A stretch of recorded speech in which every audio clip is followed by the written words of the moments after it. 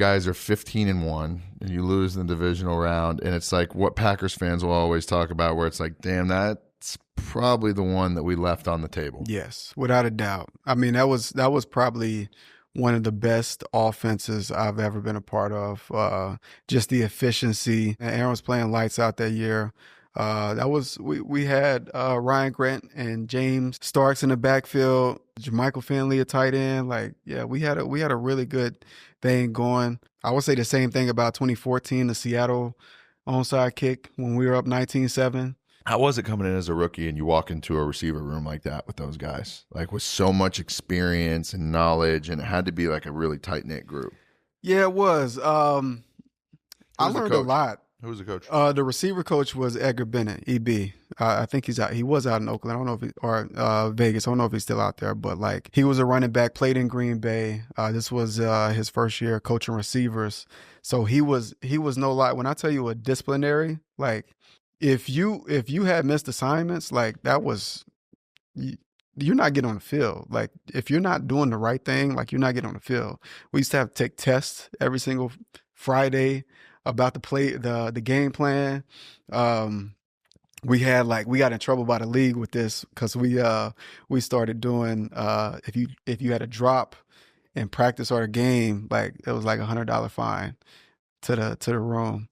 So like we watching film, like trying to find drops, like, you know what I mean? It was a very competitive group. Would you guys use it for like a dinner? Or yeah, something? a little get together at the end of the season. But yeah, I mean, like I learned so much from all those guys, just about a lot of different things. I mean, I was a 20-year-old kid when I got drafted, and 20-year-old single coming out of college where I was the man, and then going to Green Bay, and it's like, I got 4 married dudes with kids that like we have absolutely nothing in common in my mind, right? But I learned a lot. Like we would have dinner, we'd have receiver dinners and get together. I would see the way that they operated and the way they went about their business. Donald was in year 13, I think, at that point. So Drive was like just a mentor that I was just soaking it all in, watching them in practice. I used to get jammed up bad. Like, when I came into the league, like I was kind of more of like I did the Wildcat all through college and then like played a little bit of receiver, but I wasn't as polished. So I was able to watch them and to study them and see the way that they operated. We had some great leaders, like, C. Wood was out there, who was a legend, one of my favorite players growing up as a kid, and being able to just see the way that he operated, the way he watched film and just consumed football. And like, it just allowed me to see what it took to get to that level. And, that was just something that I was always chasing, is I'm not good enough. I want to be better. Like, how can I get to that level? So I had some great mentors in front of me. I mean, you really established and like helped change what the slot receiver position has become today. You really came in at a time where you like helped a lot of what guys are doing now in the league. The Amon-Ra, the Chris Godwin, like you guys did, so much good from an offensive standpoint. You, Jordy, just like really shifted the way that it is now, how offenses are. You're talking about your communication with Aaron and stuff, but like, what do you say to people that, say Randall Cobb walks, so guys like you see now on Sundays can run and fly and take off and be their best? I appreciate that because, I feel like a lot of times it's more so like I was the wash guy, like I wasn't as good as all of that, but I have like guys like David Rye that coached. He was a receiver coach in Green Bay who hit me up in the off season, like, "Hey, you remember like what we called this? What was this motion that we used?" Like, because they would put me in the backfield and do different things.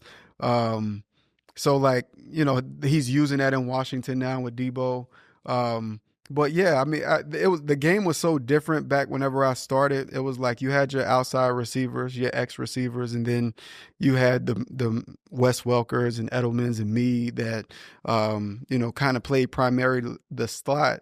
But then like we had so many guys that they were like trying to find ways to get me on the field in different ways. So they would line me up in the backfield. Percy Harvin was one of my favorite receivers, one of my favorite playmakers. So I liked watching his film and learning like what he did in the backfield. But they started using me in different ways and moving me around the field. And that was like in the era where they first started to move the tight end and go 1-by-3.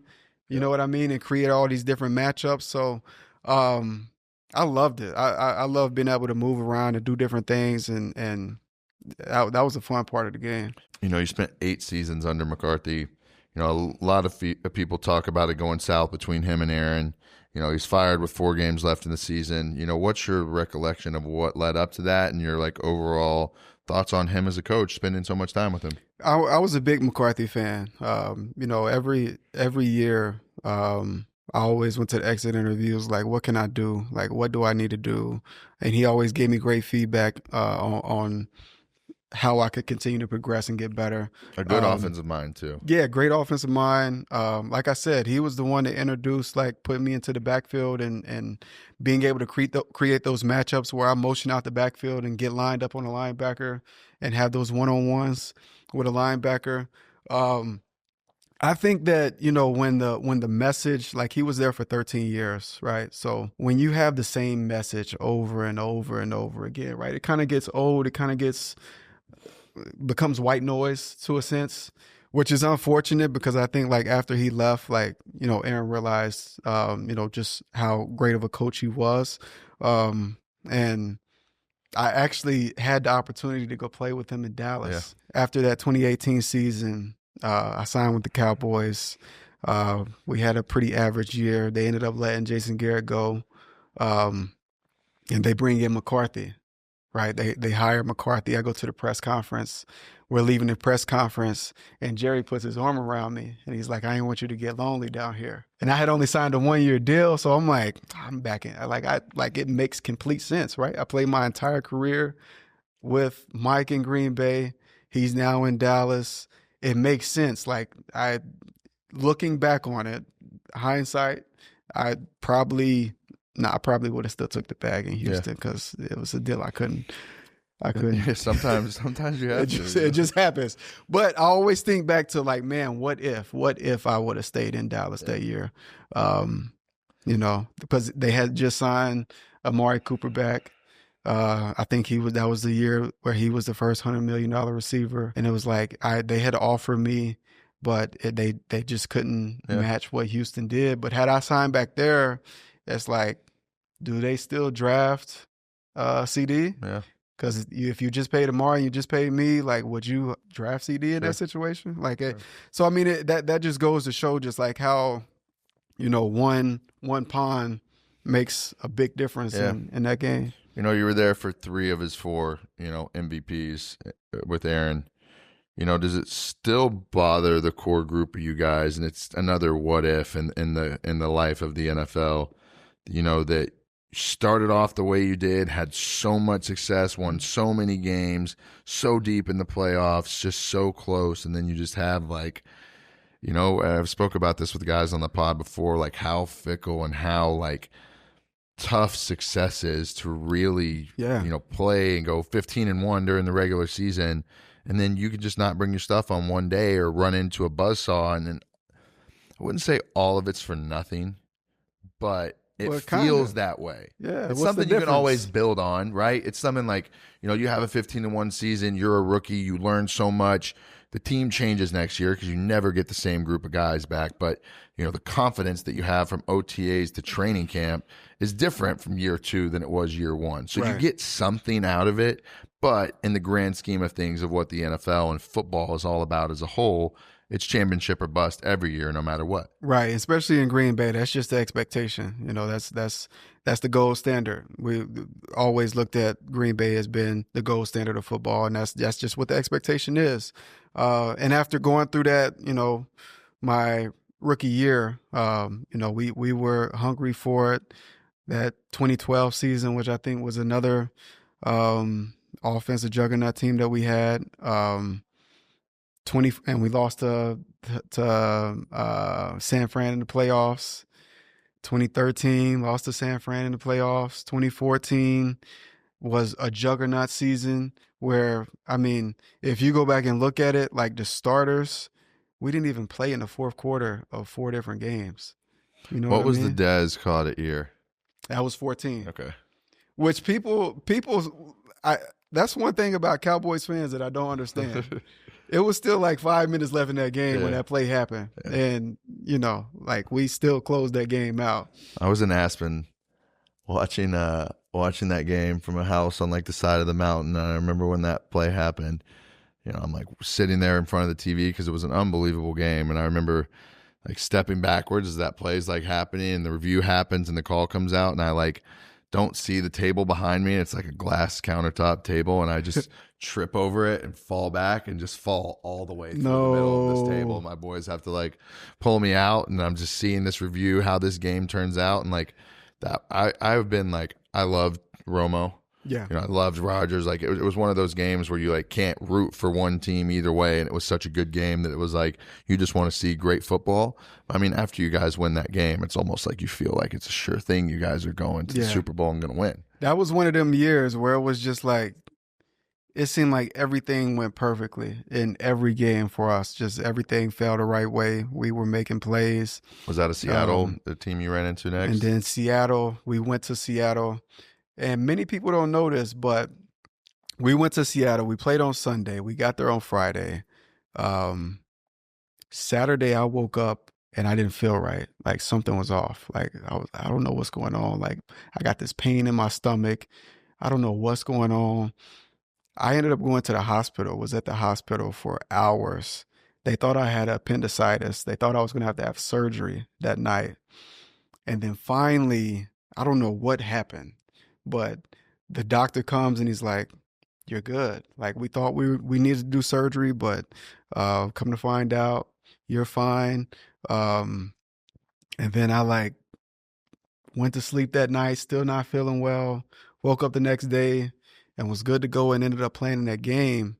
And I think that's one of those games too where you look back and you're like, okay, we were up 19-7. We had so many opportunities to win that game, to close it out, and we didn't. But as a player and as a competitor, I feel like I never remember so much of the good, but I remember the bad, right?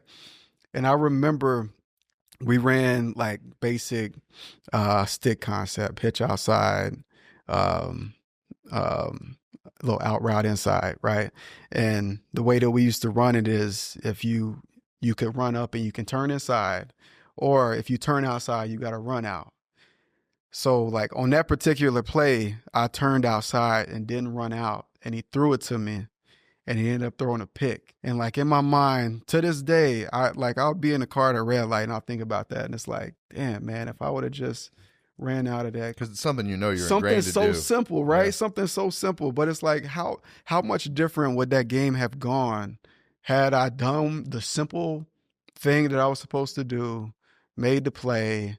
What changes with that? What kind of momentum shift happened?